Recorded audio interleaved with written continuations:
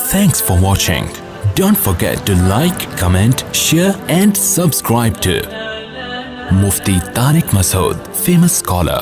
حدیث میں آتا ہے ایک صحابی نے پوچھا یا رسول اللہ مسلمان سے فلاں گناہ ہو سکتا ہے؟ فرمایا ہاں، کبھی خواہشات کا غلبہ ہوتا ہے، فلاں گناہ ہو سکتا ہے۔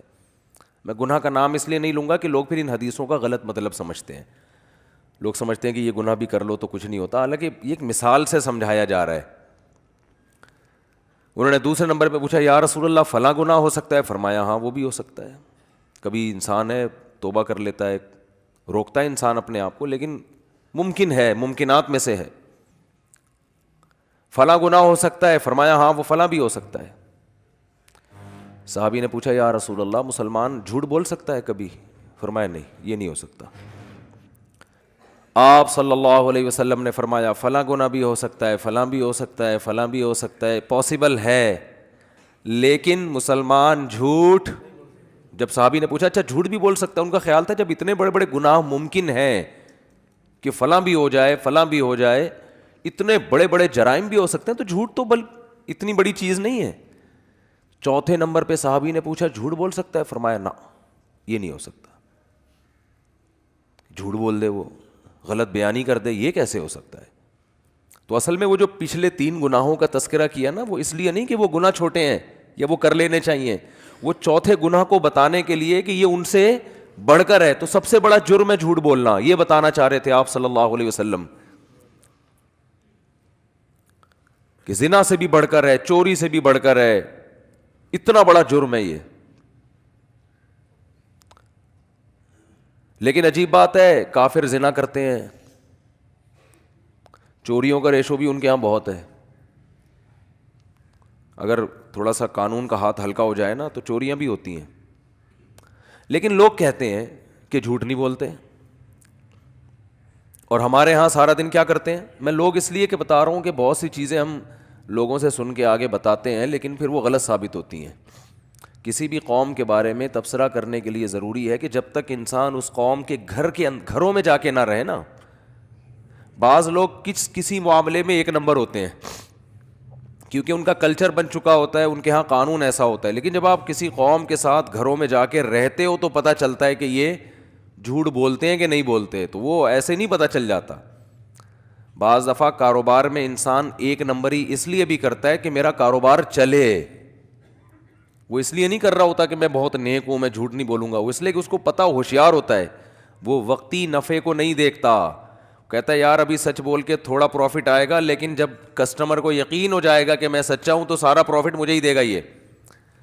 تو عین ممکن ہے گورے اس لیے سچ بولتے ہو کہ ان کو بزنس کرنا آتا ہے، اور ہمارے یہاں بزنس کرنا لوگوں کو نہیں آتا۔ وہ کہہ رہے ٹوپی کرا کے ابھی جتنا نچوڑ سکتے ہو نچوڑ لو، پھر بات کی اللہ توکل، کل اللہ کھلائے گا۔ تو یہ غلط موقع پہ توکل ہو رہا ہے۔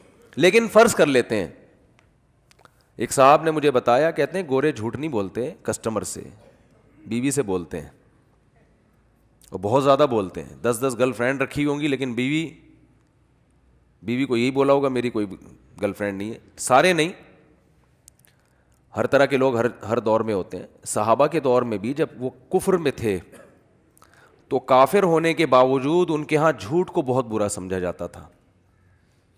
حضرت ابو سفیان رضی اللہ تعالیٰ عنہ نے جب بادشاہ کے سامنے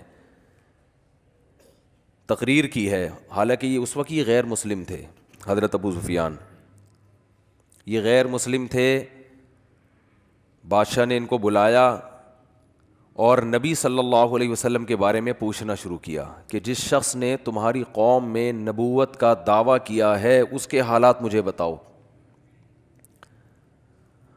اب آپ بتائیے کہ جو سوال وہ پوچھ رہا ہے، حضرت ابو سفیان تھے اس وقت اسلام کے بہت بڑے دشمن، جنگیں ہو رہی تھیں، تو ایسے موقع پہ درست بات کرنا کس قدر مشکل کام ہے بادشاہ کے سامنے۔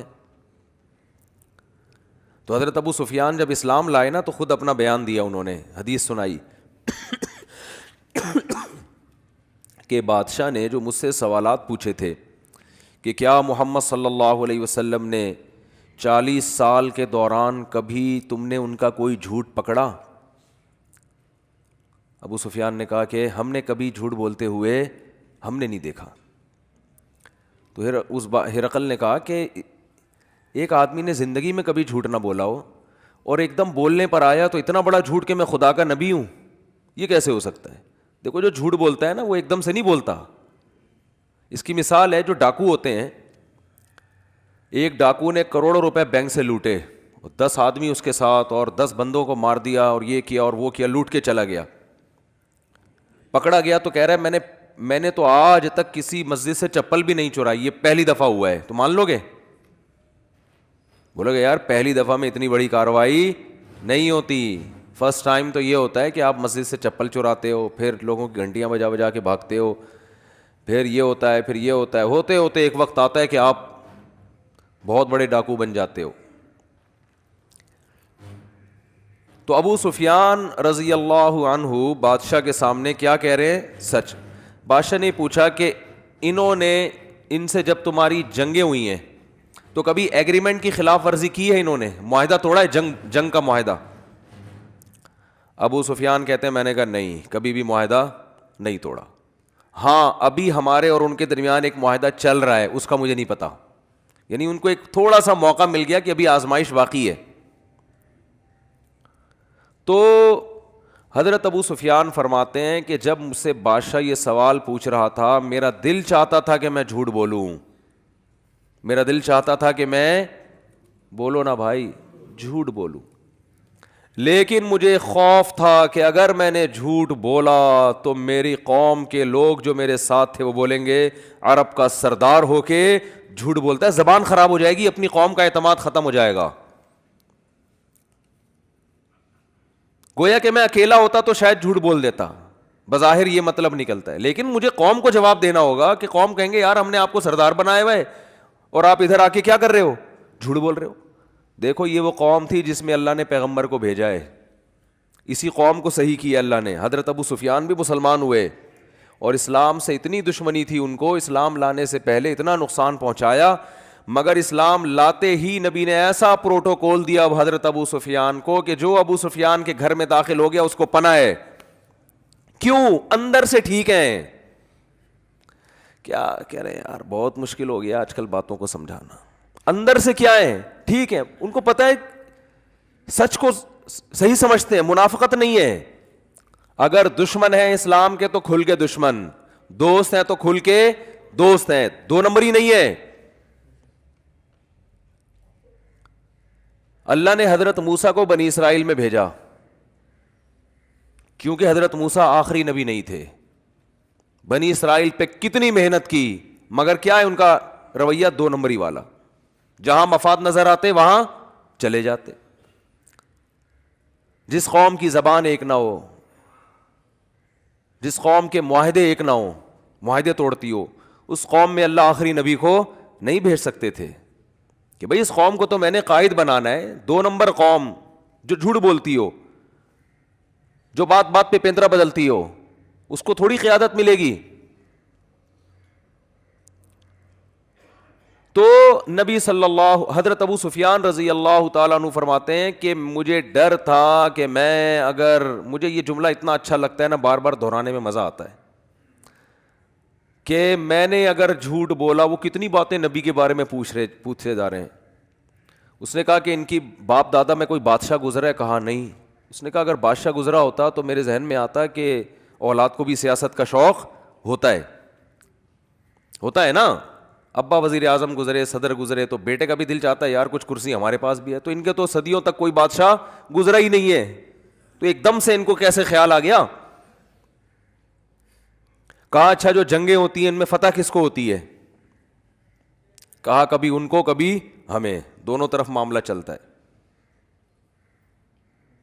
تو ایک ایک چیز کا جواب کیا دے رہے ہیں؟ صحیح.